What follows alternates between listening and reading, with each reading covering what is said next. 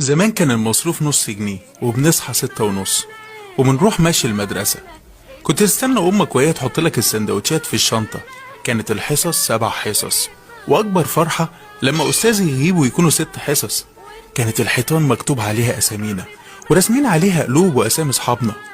كان الخوف من حل الواجب ده أكبر خوف، وكانت رهبة الأساتذة كبيرة. كان جرس المروح أكبر فرحة، كنا نجري عشان نطلع من الباب زي اللي طالع إفراج من السجن. كنت أحط إيدي على كتف صاحبي ونروح مع بعض، وكانت ضحكتنا راس مالنا. ما كانش للهم مكان جوانا.